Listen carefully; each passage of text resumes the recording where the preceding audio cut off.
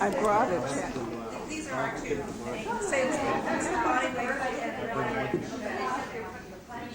Now your son is out here from New Jersey. Did he come from this or did he come in business? How many bagels have we got? Well, We had two. we have another bag that hasn't even been cut. Wait a minute. I'm amazed at how they did it. I want to tell you, we have another bag of bagels. Right, yeah. Yeah. So, what they do with them? Well, Marshall is here, so hopefully.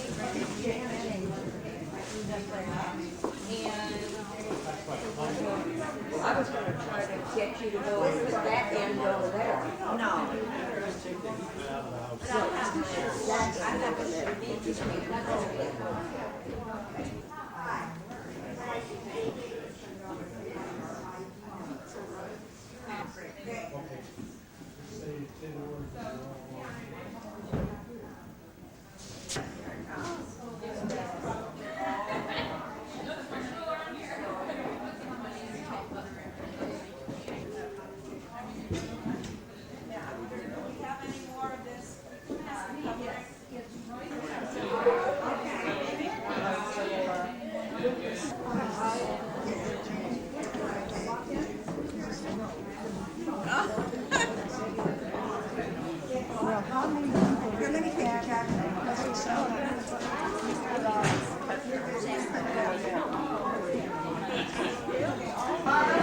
This is the beginning of the sesquicentennial celebration on a very rainy day on the 7th of February 1998 in Lafayette, California.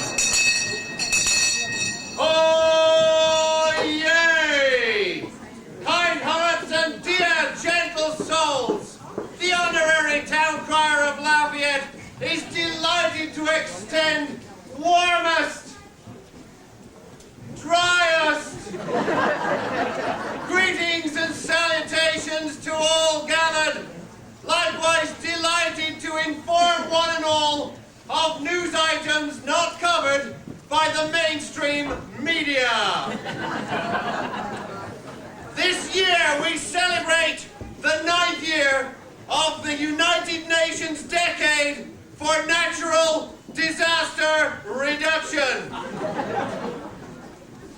It is also American Heart Month, American History Month, Responsible Pet Owners Month. Likewise, it is Canned Food Month, Great American Pies Month. National Boost Your Self-Esteem Month, Creative Romance Month, not forgetting National Weddings Month. This week, we celebrate National Boy Scouts, National Crime Prevention Week. On this day, ballet was introduced into the United States in 1827 and the 11th Amendment to the Constitution was ratified in 1795, curbing the powers of the federal judiciary. Any birthdays today? What's your name? Tracy? Casey. Happy birthday, Casey!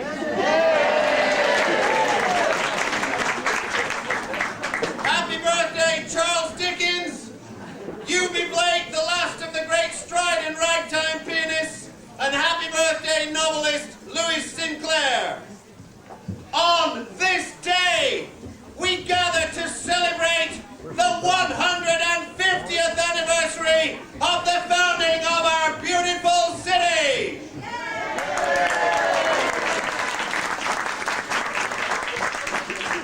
Blessings on all gathered on our city of these United States of America. Happy sesquicentennial, Lafayette!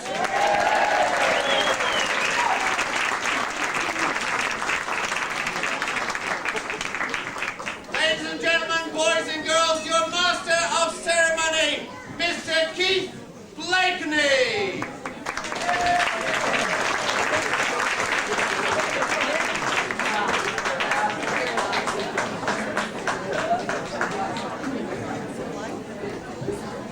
I'm going to try this next time.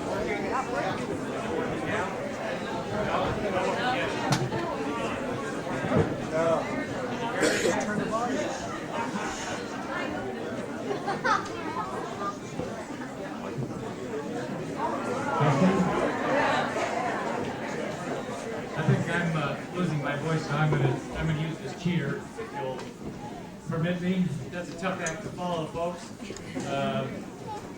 All I can say is you just met Mr. Redmond O'Colony, the outstanding, greatest, most supreme town crier west of the Mississippi. And I think you won a national contest recently. Can you hear me now? Okay. Well, welcome to all you intrepid souls. I'm really amazed that so many of you braved the weather and didn't allow the rain to scare you off. I'm really pleased to see such a good crowd. It's really more than we had hoped for under the circumstances. We've got a really good show for you here today, so let's get going right away. We're celebrating the founding of Lafayette, of course, by Ewing Brown 150 years ago, and we have somebody with us here today who knows a great deal about that. I'd like to call on Pastor Mark Wendland of Lafayette Methodist Church. Sir, where are you? Would you please come up and enlighten us about the history of Lafayette and the Methodist Church and Ewing Brown, and also do the invocation. Thank you very much. It's a pleasure to be here today, and I feel like if anybody knows the song, "The Sun Will Come Out Tomorrow," we'd like to see you immediately. You can't hear. Can you hear now? Is that better? Louder. Okay. My name again is Mark Wendland. I'm the pastor at the Lafayette United Methodist Church, and we at the church are tremendously proud of our rich heritage. The church was chartered in 1855, and the first group of Methodists met in the home of Elam and Margaret Brown. And so our heritage goes back to the very, very beginning roots of Lafayette and the community. Also, Elam Brown gave the Templars Hall so that those early Methodists who were here would have a place to meet and to worship. The other churches in the community, or many of them, came out of the early Methodist Episcopal Church, because when you came in those early days to Lafayette, the one place there was to worship was only the Methodist Episcopal Church at that time.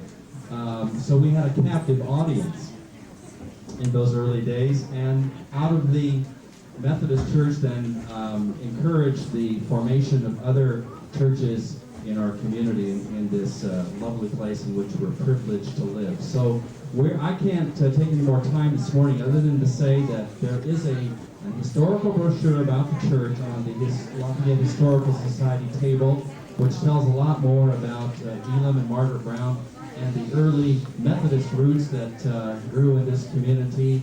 And we celebrate that today, our congregation, and so grateful to be asked to provide the invocation. Will you pray with me at this time? O God, our help in ages past, our hope for years to come, we invoke your presence and seek your blessing on this historical Lafayette sesquicentennial anniversary celebration. We pray in gratitude for all those who, having gone before us, saw to the welfare of this community, and on whose legacy we stand, remembering the Aquilan Indians who originally created a home in these picturesque valleys and hills. And our hearts of appreciation go to those early settlers and pioneers who arrived here through often difficult circumstances, and through your providence established a new community, shaping the boundaries of roads and buildings that continue to define Lafayette today. Especially we remember with thanksgiving Elam and Margaret Brown, and all people who, like them, had a pioneering spirit and worked hard to give us such a rich heritage to celebrate today. And yet it is by your grace that we are gathered today to pay tribute for 150 years of history. To you belong all realms, all glory, and all honor, and yet you delegate the power of the temporal leadership to your creatures.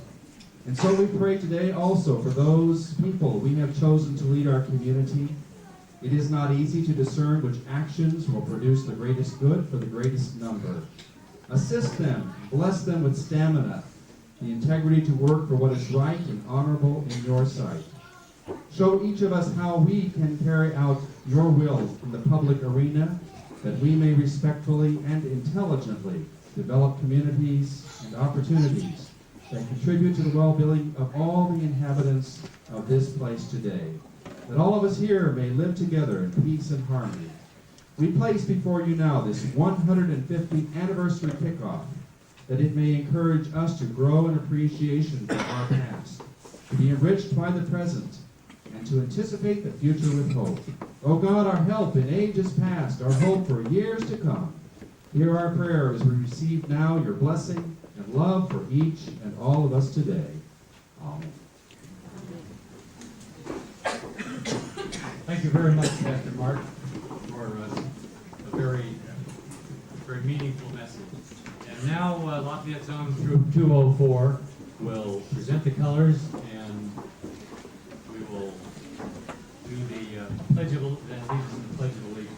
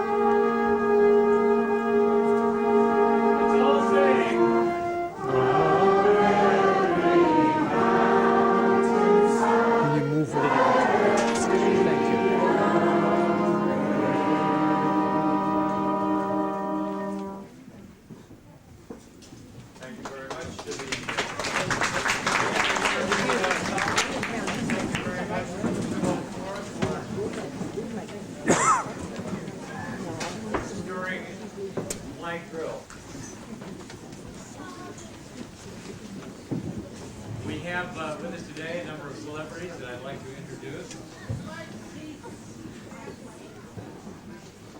Where'd he go?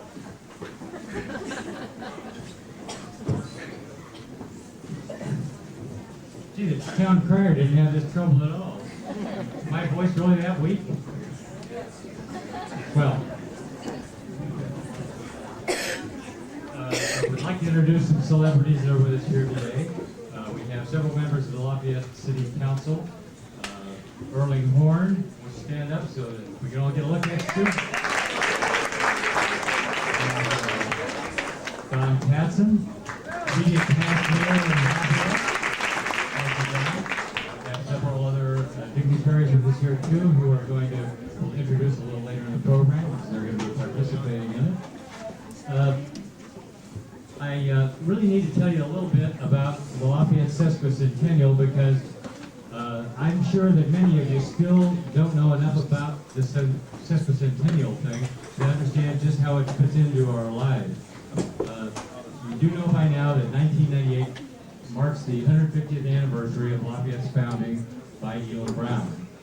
It was actually 100 years ago today that he and his family built the first house on the Acalanes Rancho, four-tenths of a mile up the road here on Happy Valley Road, and because of its purpose, it took the name Lafayette Sesquicentennial. This organization was formed jointly by the City of Lafayette, the Lafayette Historical Society, and the Lafayette Chamber of Commerce. The mission of this organization is several-fold.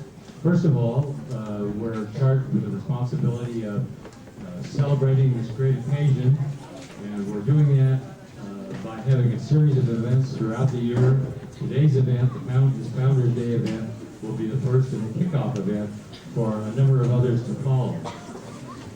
Secondly, we are, because of the organizations we're involved with, we're expected to raise the community's awareness of the rather significant history and tradition of Lafayette. And there really is a lot of interesting tradition here.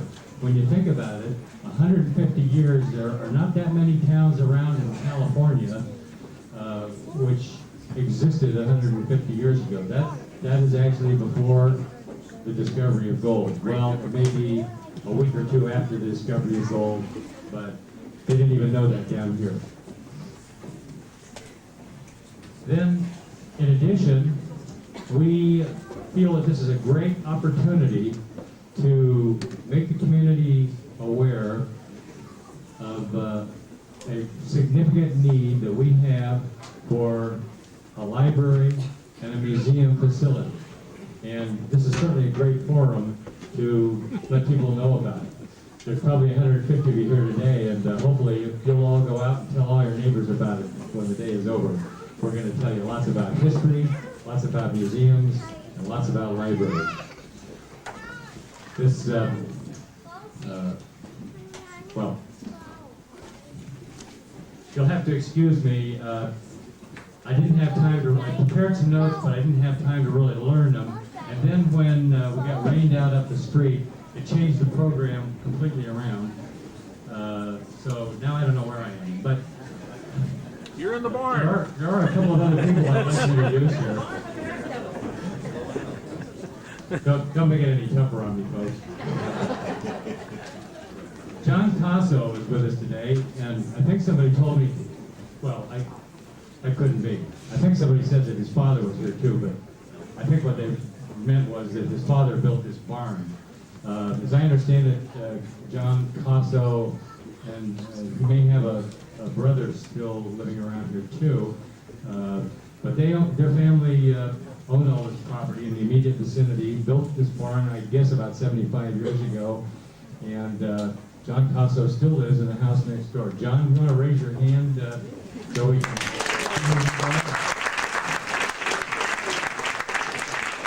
The next time when we see you down at the Safeway store, I will say hello. We have a couple of descendants here today too.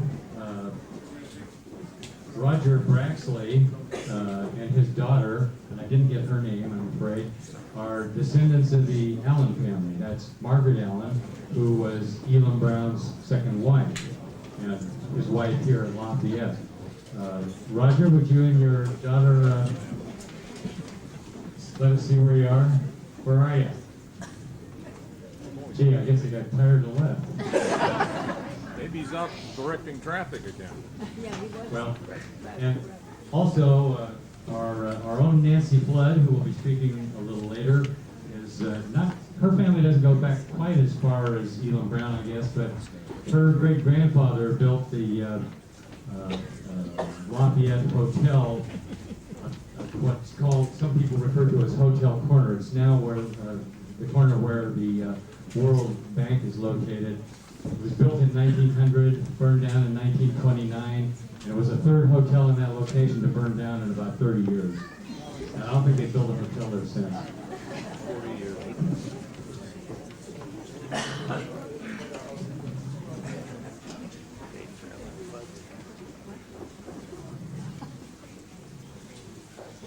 Well, moving right along. I hope so. We have several dignitaries here who are going to be speaking, and we have a little dedication visit to take care of, which was supposed to be up the street, but it's now going to be happening right here. I'm very pleased to introduce Nancy Flood, the Vice President of the Lafayette Historical Society, who will be, on behalf of the Lafayette Historical Society, making the dedication of this monument. Nancy?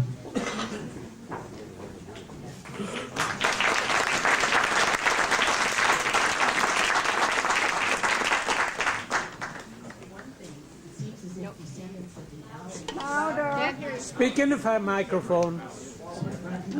Well, you're normally, I can shout loud enough. We can't hear you. It seems as if descendants of the Allen family are sneaking in here. There's another one that snuck in on you and surprised me as well. Joyce Allen is sitting up here in the front holding her granddaughter. And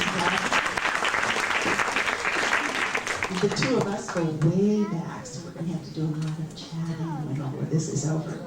It's a real privilege to be here today, and it's kind of exciting to be indoors and not out in the rain. And I asked Mayor Groden if she was prepared to receive a rock in absentia, and that's sort of what we're going to do. It is a very rare privilege because this is a very exciting event to me, and to be able to honor Margaret and Elam Brown, the founders of our community. It's really great. Another friend from my youth, as well as Joyce, was Bob Brown. We grew up together. And I had been told he was going to be here today, so I kept thinking of an incident that happened a long time ago. And it seems quite apropos for this occasion. Bob and another friend and I were in the library, and that was the little cottage that's on the side, was on the side of our present library. And when I began to think about it, I thought, well, we were doing research maybe, or just hanging out, as many of the young people do today. Probably none of our musicians, but we must have been there for some purpose.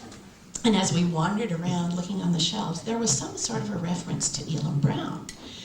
And I don't recall what it was, but I recall Bob saying, oh, he was my great-great-great-grandfather. And my girlfriend and I laughed heartily and said something to the effect that, ooh, sure. And things went on, and he didn't really force the issue. Interestingly enough, I've grown up in this community, and I thought I knew a lot. But what I knew about Bob was that his dad and my dad had grown up together and had attended school in what we now call Lafayette Schoolhouse number 3. In a time when everybody in the community knew everyone else.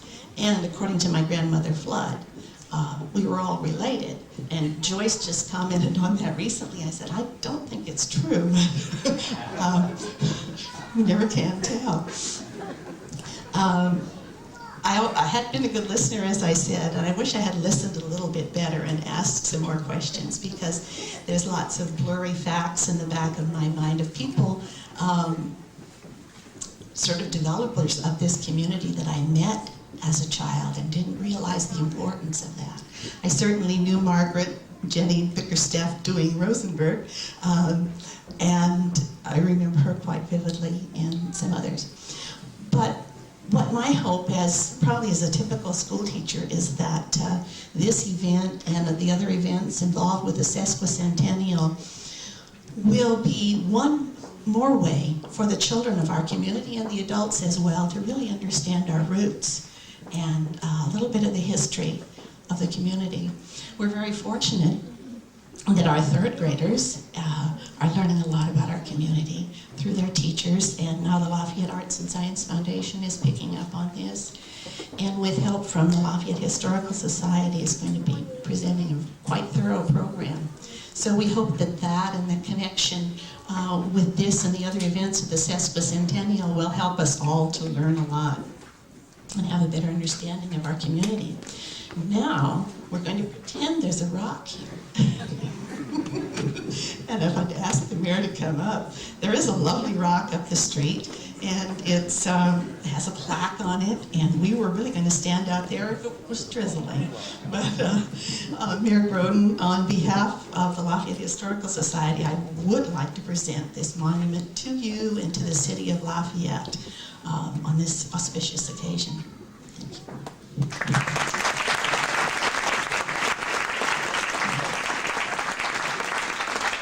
Nancy, I want to thank you and the Historical Society, and if I were out there, because the rock is something very special that will last for generations to come, and so the community is very thankful for the Historical Society putting the effort into this occasion. And to that end, the city has developed a proclamation with lots of whereases that I won't read to all of you, but it's to go in our historical records to really remember this special day. So I'm going to give the microphone back to Keith, and I know that you have time for me to say another word when we get to the regular part of the program. So thank you. Yeah.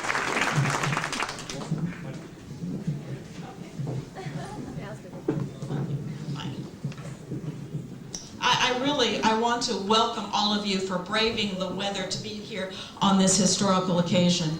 You know, Elam Brown kept diaries, but he never really mentioned the rain. So we can really surmise that the winter day he drove his wagon to this beautiful valley, it must have been a drought year and not an El Nino year. We also learned from his diaries that he built the house while Margaret cooked dinner. So we know he didn't have to go through a design review or the planning commission or all the other bureaucratic government that we've developed nowadays. No foundations and no plumbing. But what brought Elam Brown to this part of California is still what brings all the rest of us. It's the incredible beauty of the hills and the valleys. A lot has changed in these past 150 years. A little city has grown up, schools and homes have been built, a freeway in our midst. I hope that Elam Brown would still recognize the Lafayette that he moved to, but more importantly, I hope our descendants 150 years from now will recognize the Lafayette and the beauty that we see in it today, and that we'll be able to preserve that beauty that we all appreciate so much. So I also want to thank the Sesquicentennial Committee and the Historical Society for all of their organizing work. And I would like to also share the vision that Keith mentioned that we hope we'll be able to bring forward this year. And that's the beginnings of the discussion of a new library and a home for all of our historical artifacts. The need for the new library and a home for a museum, a place for our historical records. Our library is antiquated and it needs to be enlarged. There are many afternoons where we don't have enough chairs for all of our young people to sit in. And it's so interesting that generation after generation, our library has been the place for all of our young people to gather. And I think we have something very special there that we need to maintain. We have no decisions yet on how it's going to look and where exactly it's going to be. We're just starting on this open discussion with our community, but we hope to be able to create a lasting monument for this historical year. Thank you.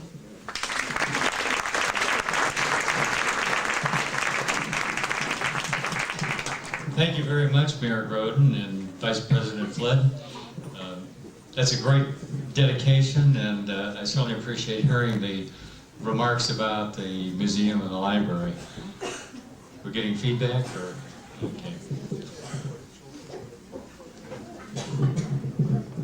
We're all a little new at working together, so I hope you'll excuse us. I mean, me and the public address system.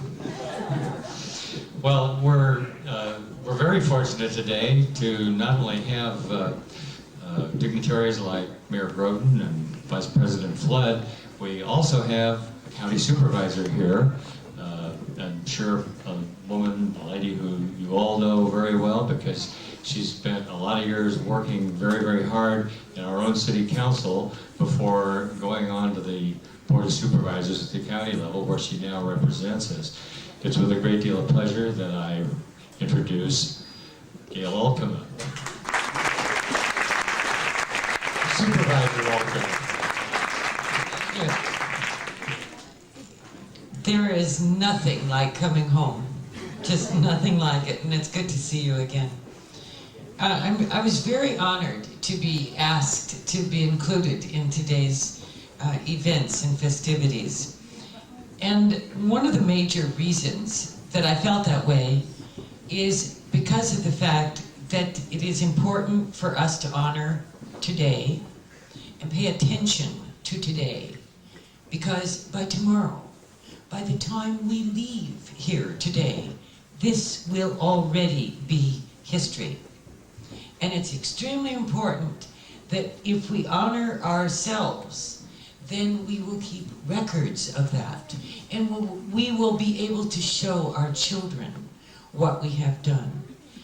I remember taking my own children and showing them little trees that we had planted and being able to go back and to see how that change has occurred. So it's not only important for us to honor ourselves, but also for our children and future generations to say that what we do today is important, and it is. I wish and I urge everyone in Lafayette to urge the Acalanes High School video program to record these events with a video camera. There is a program set up between Acalanes and the City Council, and I hope that we can gently keep urging that program to occur. 150 years from now, believe it or not, people will want to know how we dressed. They will want to know why we all had umbrellas. They will want to know what we were making reference to about Mrs. Bickerstaff, they will want to see pictures of these children. So the city, when it approved the equipment at Acalanes High School, said, and in exchange for it, we hope that you will record 10 hours a year and put it in the archives so that many years from now, people can come back and look at what we did and how we did it and how we looked and what we were trying to say so that they could understand the values that we were trying to carry forward to the future. If Acalanes is successful, if the Historical Society continues its great success, if the city continues its great success in the sesquicentennial honors that we are sharing today, we will have a record, and the ultimate glory will be when we're able to put them in the new historical wing of our Lafayette Library. So you can see it's all interrelated, and history in and of itself also projects to the future about the things that while we think this community is great now, that's why we all came here, we also have to look ahead and say, where are our dreams? Where are our hopes? And how do we want to be remembered? It is in that context that I'm honored. I'm honored to be here with the City Council, council members who I have worked with. Historical Society has done so much over the years that I've been in Lafayette, and more than any of that, to share it with you. Thank you very much. Thank you very much, Supervisor. I'm going to trip over this cord and fall down, I'll bet, before I'm finished here. Yeah, we need a good come close about 3 times. Well, we're about to, first, I understand that another one of our council members has dropped in. Is Councilman Jay Strauss back there? If you're late, Councilman, you're gonna have to stay after class and erase the blackboards. Well, before we go on to our feature part of our program today, which is a visit with Elam Brown, I want to kind of sort of get you in the mood a little bit. I have a couple of quiz questions here. How many of you know when the Lafayette Reservoir was built? Just raise your hand if you know that. Well, that's good. Quite a few of you do. It was started in 1927 and finished in 1933. But let me ask you a tougher question. You know how that tower out in the middle of the reservoir sticks up in the air, way up in the air? How many of you know why? A lot of smarties here. Well, for those of you who don't know, I'll tell you. The dam collapsed mid-construction. Slowed it down for about a year, but they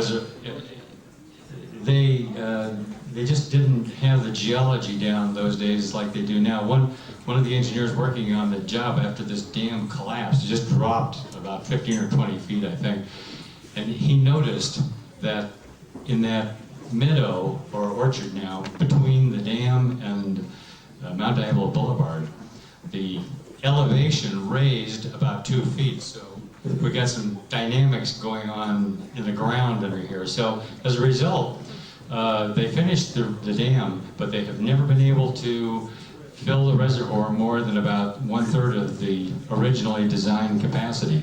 Interesting. The reservoir is really fairly new. It doesn't really go back anywhere near the period that we're talking about today.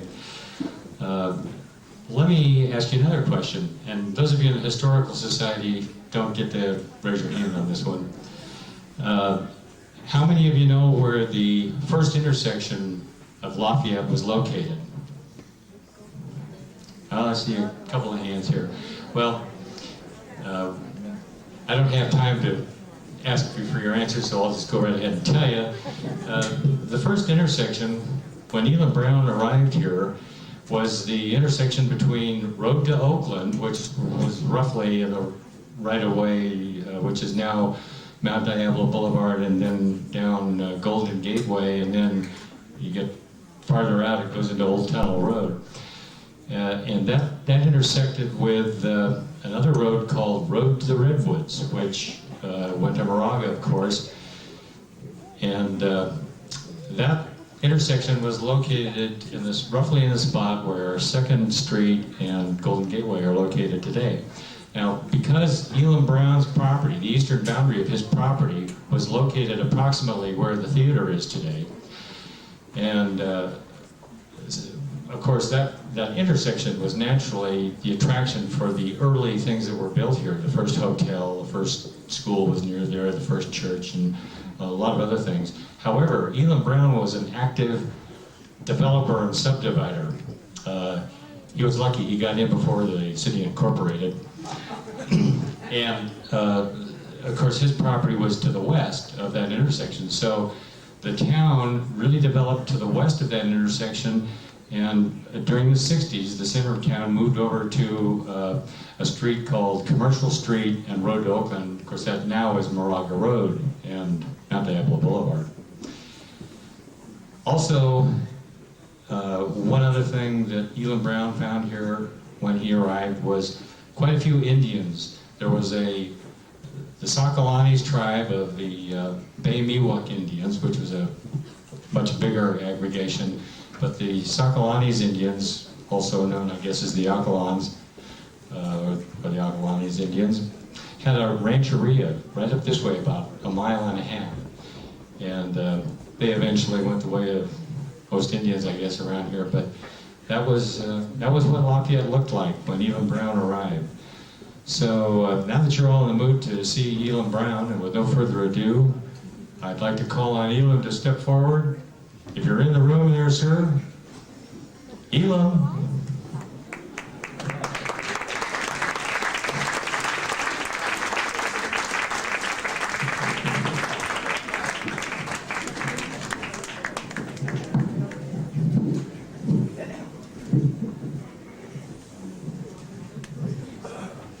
Good afternoon, sir. Good to see you.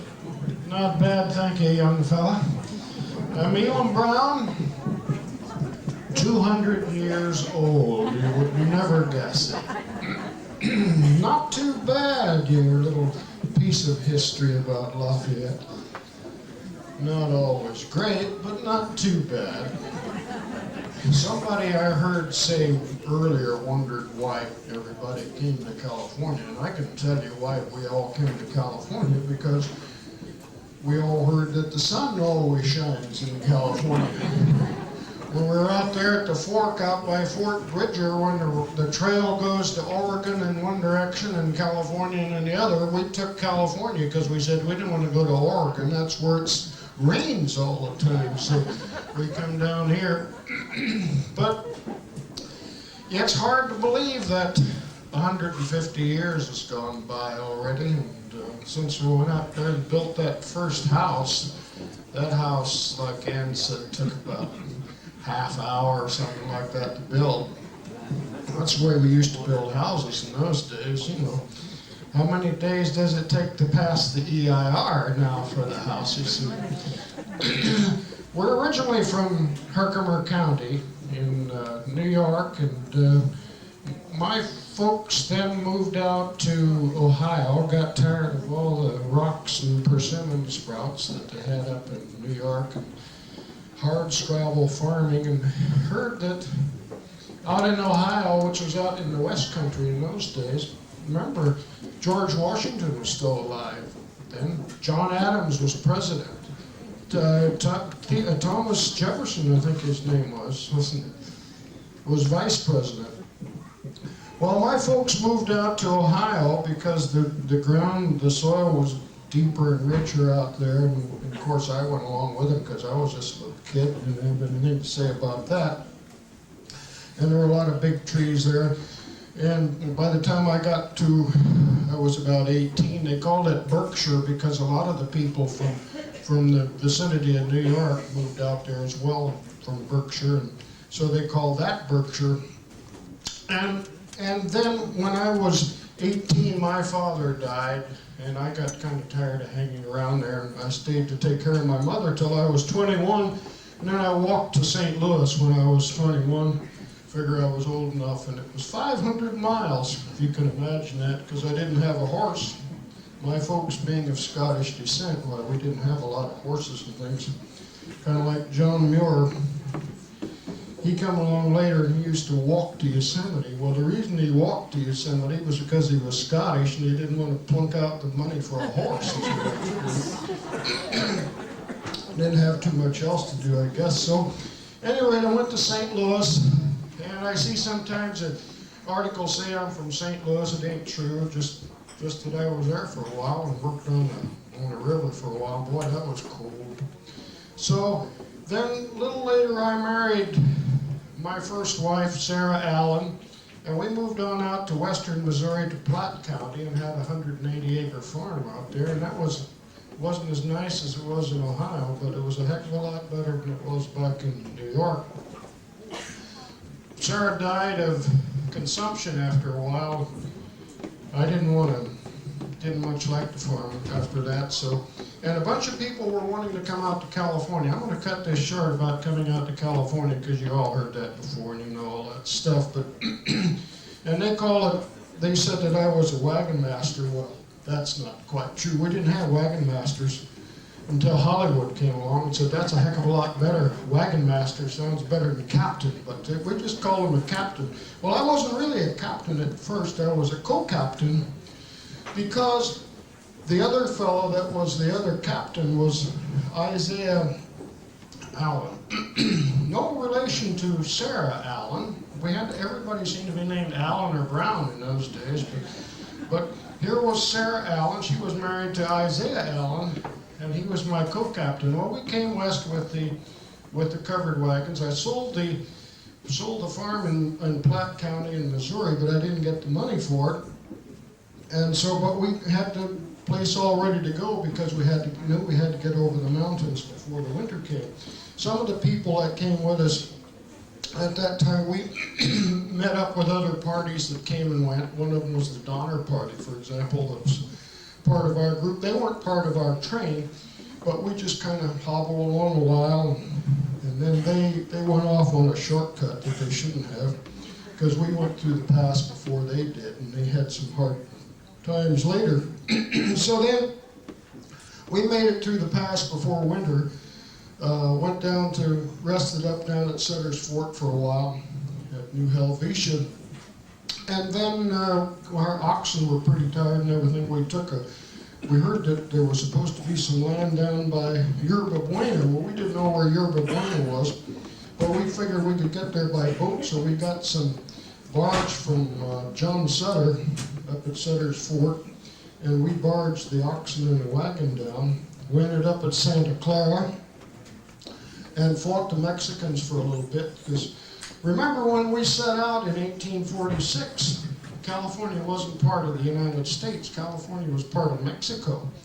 And so we were actually heading into a foreign country. It sure sounds crazy. Sound crazy then, sounds crazy now. You know why we were doing that? Because they didn't want any of us there. And when we got here, they wouldn't sell any land to the Americans because they were afraid the Americans were going to come in and take over California. So while we were en route out in the plains, where they actually declared war between the United States and Mexico, and we didn't even know about it until we got to Sutter's place. So the war was going on, but it wasn't too much of a war. We got down to Santa Clara, and there was a little skirmish, and I think a dog got shot in the leg. That was about the worst thing that happened. So then after that, my son and I, we went up and started doing some sawing of lumber up in the Peralta Redwoods, which is up, I don't even think there's any redwoods left up in there now anymore. It was up in part of Oakland, up in the hills of Oakland. And they had a lot of building going on in Yerba Buena, which was San Francisco. And so we sawed up lumber for those things. I don't know who owned the redwoods, never could figure that out. Everybody just sort of went in and sawed wood and sold it. Ran into a fellow named Bill Leadsdorf. Bill Leadsdorf in San Francisco was from St. Croix, and he got Mexican citizenship somehow so that he could own land in California, see? And so he was quite an operator too, and he lent money a lot. Now, the fellow that was originally granted Rancho Acalanes was Candelero Valencia, who was a soldier in the Mexican army, and he got his grant for the rancho. It was supposed to have been a league long and 3/4 of a league wide, and of course he was a Mexican, he could own it, and then he got into some financial difficulties, and Leadsdorf got possession of the rancho. Well, Leadsdorf was no farmer either, and he wanted to sell the land. Well, I decided that's what I had to do, was be a farmer, which is what I'd always done all my life, back everywhere with my folks and things, but didn't have any money. And because I still hadn't got the money from the sale of the ranch back in, of the farm, getting to talk like a Californian, calling them ranches, they're farms. The farm back in Missouri. Well, remember I talked about Isaiah Allen? Well, he died on the way out. You see, he got typhoid fever. They called it plains fever then. Found out later it's typhoid. He died on the way out, so Margaret Allen was a widow. Well, Margaret had, in her clock, had a bunch of money that they were bringing out to buy a farm with. So now we didn't have Isaiah anymore. I didn't have Sarah. So I needed the money, and she got the money out of her clock, and we bought the farm. I married her, see, we got the money. So that was where we got the money to buy the Rancho Acalanes for. So now I'm getting up pretty much up to date here, getting pretty current. Let's see, I didn't really know where this place was. And they had given us, or Leadsdorf, they had given me a map, a Dieno, they called it, D-I-S-E-N-O, which was an old, the old Grant map. written in Spanish. I couldn't read Spanish, and it was a kind of a not a very good map anyway. I couldn't figure out anything from it, so I thought, well, and Margaret and I were living down in Peralta, the San Antonio Redwoods, they called it. So I said, well, I better go out and take a look at the land. I didn't even know where it was, so I took off with my son Lawrence, who had come with us. One day, this was right at the end of 1847, and we rode out and ran into Joaquin Moraga down here, and told him, you know, that we were the owners of Rancho Acalanes and how we didn't quite know where it was. So he said, well, go on up here up the road, on the road toward San Pablo, and you get out, there's a place where there's an adobe. Now, the adobe belongs to Juan Bernal, who is my partner, who was Joaquin Moraga's partner, who owned the rancho to the south, you see. And he said, after you pass that a little ways, you'll be on your property. So we went up, saw the adobe, didn't see anybody around, kept coming up. Well, the adobe is probably about a half mile south of where we are now, you see. Kept coming up a ways and trying to pick out a good place to build a house. And we came up, and contrary to what somebody said, it had been raining. It wasn't a drought year. It was very beautiful. Looked about as green as it looks out in the Happy Valley right now, you know. So we went up to pick out a good place and chose the best place because we didn't want to have to drive all the way up here with the wagons and then start scouting around for someplace to live. So we found a good spot, went back down. It was only about 20 miles down here. And said to Margaret, okay, we got the spot picked out. We're ready to go, move on to the property. And she said, no, she's not going to move on the property until we had a house, because she'd come all the way across the country and everything with Isaiah and wanted a house. So I started cutting up lumber with her son Josiah and my son Lawrence. We started cutting up lumber for a house. I guess you'd probably call it something like a prefabricated house these days. So we had it all measured out. And so we finally got everything all ready. On February 6th, that was 1848, said Margaret, okay, everything's all ready. We had 3 wagon loads of lumber and 1 wagon load of our household goods. We set off the following morning, which was February 7th, 1848, 150 years ago today. And I was about 50 years old then, 51 I think, young fellow. And we drove on up here, and just like the monument up there says, built a house for me. Well, she cooked dinner, because she had everything all ready in a big stew pot. You know, we kind of cheated on that a little bit. She had it all ready in a big stew pot, and everybody says, well, either she was an awful slow cook or I was a fast builder, and maybe we both were.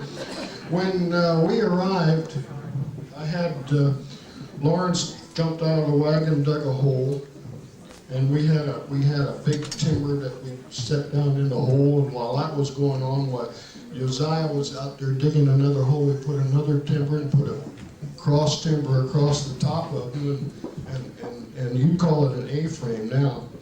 And we nailed Typson boards up there like lap boards, you know, like shingles. And we had that sucker built in about a half hour. Actually, we had it finished before Margaret had dinner hot. But she didn't think it counted as a house, you know. It was like a wooden tent, is what it looked like. But it was a house. Didn't have a floor. She said, you got to build me a house with a floor, and so we did that. And I said, okay, well, she said, well, how long is it going to take to build? Oh, give it a week, you know, we got to be able to build a house in a week. Well, I think it took a little longer than that because she kept making changes and things like that. But then, time went on, and I forgot to mention a whole lot of things, like my son Warren that we had to leave up in Fort Bridger because he had typhoid too. And then later, when he got all right, well, he went on up to Oregon, and he became a surveyor up in Oregon. They say he even laid out Portland, but I don't know about that. I got to worrying about this map that I had because it seemed like we didn't have enough land. And I wrote back to my brother-in-law back in Ohio, got a surveyor's compass, and I learned a little bit about surveying too. And found out that the Maracas sort of built the Burnell's adobe up where they built it because there was a nice spring up there and they didn't pay any attention to where that boundary of the Rancho Colorados was supposed to be. So that was about the time then I thought, well, heck, this isn't right. And we built, in 1849, we put in a grist mill across the road. I think it's Ann Berkeley's house across the road from our house. Hope you go up and see that monument up there. Fine looking monument. You see that little orchard up there when we built that first house. Just a little ways up the road. And we put a grist mill in. And it wasn't the kind of grist mill people think about. It was a horsepower grist mill. Now, it wasn't one of these things that you see where a horse goes around and around in a circle. They had a little bit more update stuff in those days. In fact, they used in the power ferry boats and things where we had a post in the ground and the horse was hitched to that and it had a moving platform. And this moving platform turned the wheel, which turned the grist mill. And that's what we had over there across there. That was our first horsepower grist mill. Went on about 1853. Why, we had a lot more grist to grist than in the county. Everybody started coming to our place instead of going down to San Jose. So that was when we finally moved down into what we call the Big Creek, down where Keith was talking about behind the Wayside Inn, and built our steam mill because we had to have something a lot bigger.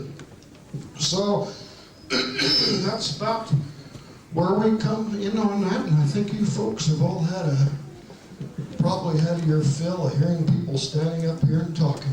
And boy, there sure is a good-looking, beautiful cake back there. And let's go have some of it. Thanks, everybody, for coming today. Thank you.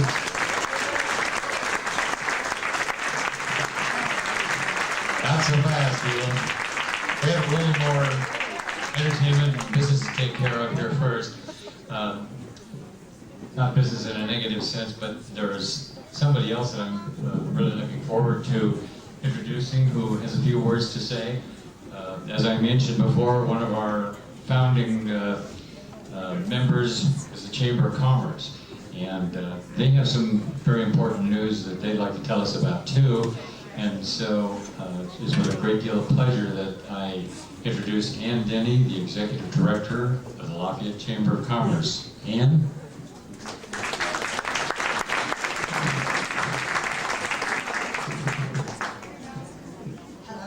Thank you for being here today. I couldn't believe the numbers of folks who came out for this very, very happy occasion.